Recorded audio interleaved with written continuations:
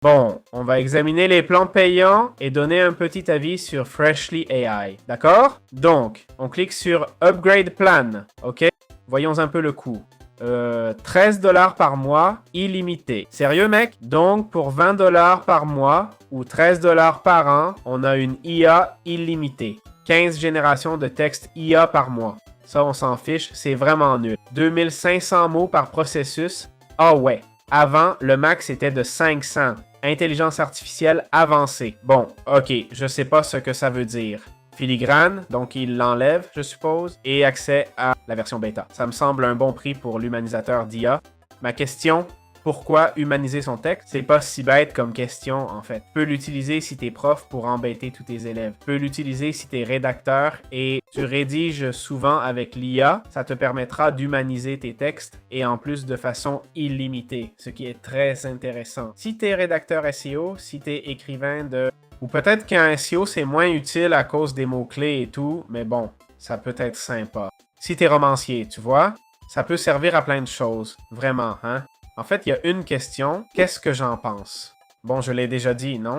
Mon avis, c'est que l'AI Writer est nul à chier. Okay? Il te donne que 500 mots max, c'est minable. Et puis, c'est pas vraiment adapté non plus, tu vois? Genre, je lui demande un mail ou une lettre et il fait n'importe quoi. Sans parler de l'article, j'ai pas testé, mais un article de 500 mots, ça n'a aucun sens. Hey, l'humanisation par l'IA m'a vraiment impressionné, tu vois?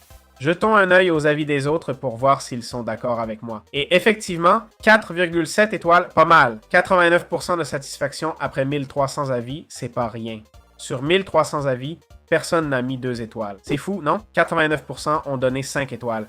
C'est énorme. Il y a 10% qui ont mis 1 étoile. Bizarre. Je me suis abonné pour 1 an et puis blablabla, banni après 2 mois sans raison. Pas de remboursement. Salut, ton compte. Ton compte a été banni pour... ok, pour avoir partagé le compte avec d'autres ou pour avoir automatisé des trucs. Bah ouais, ils t'interdisent d'automatiser les process. Normal, faut utiliser l'API pour ça, tu vois. On a détecté des milliers de docs traités 24/7. Pas étonnant qu'ils aient réagi, ce qui serait impossible avec nos cas d'usage. Notre forfait illimité est pour usage personnel. Le partage de compte est interdit. Ok, d'accord. Cette affaire m'a bien fait rire. On dirait qu'ils donnent beaucoup de réponses, non? Ce sont des arnaqueurs, hein? Ah!